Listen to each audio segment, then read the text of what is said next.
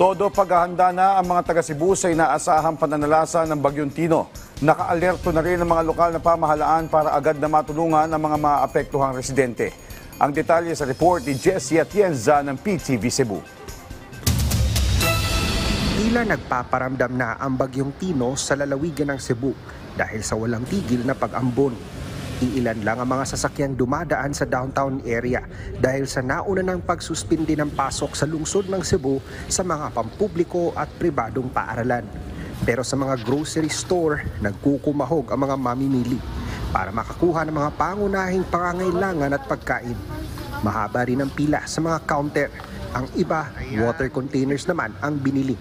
For preparation sa Baguio. Kay kanang pag Odette kay nag-panic buying, so karon kay mas better na prepared na.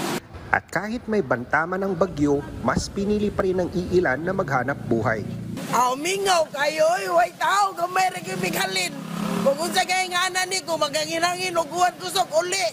Dagsari ng mga motorista sa mga gasoline stations para magpakarga ng krudo o gasolina. Maging ang Cebu City LGU, pinag-half day na ang mga empleyado.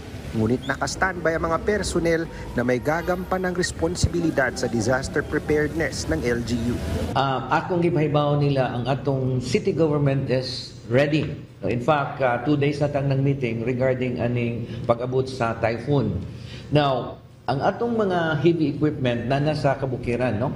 Naad sa Budlaan, na dito sa Pamutan, na dito sa Guba, na dito sa Siraw. So every time na ay mga eventualities, say landslide, automatic na silang mag-spread. Nagsagawa naman ng coordination meeting ang Cebu Provincial Government kasama mga disaster team at mga opisyal ng PNP at BFP upang matiyak ang kahandaan sa disaster response. Nagpatupad na rin ng preemptive evacuation sa mga tent cities sa norteng bahagi ng Cebu na naging biktima kamakailan lang ng lindol. So preemptive evacuation is non-negotiable. It should be done in high-risk areas.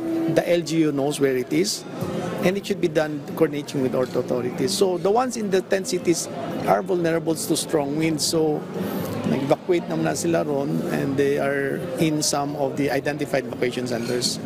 Naghahanda na rin ng relief supplies ang LGU ng Cebu Province. Andito ako ngayon sa warehouse ng Cebu Provincial Government kung saan puspusa na ang paghahanda ng mga kawani ng Cebu Provincial Government para sa posibilidad nitong nalalapit na pagtama ng Bagyong Tino sa lalawigan.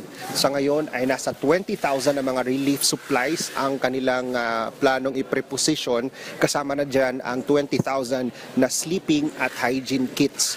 Bawat relief box ay naglalaman ng mga delata, instant coffee at 5 kilong bigas. The priority of the distribution will be depending on the executive operations committee who will handle the operation similar to what happened sa earthquake. So we have an EOC team on standby already. The disaster preparedness plan is rolled out, so that will be the guide. Ayon sa Pag-asa, inaasahan ang pagbuhos ng malakas na ulan sa lalawigan ng Cebu. Kaya naman, lahat ay inaabisuhan na maging alerto at sumunod sa payo ng mga otoridad.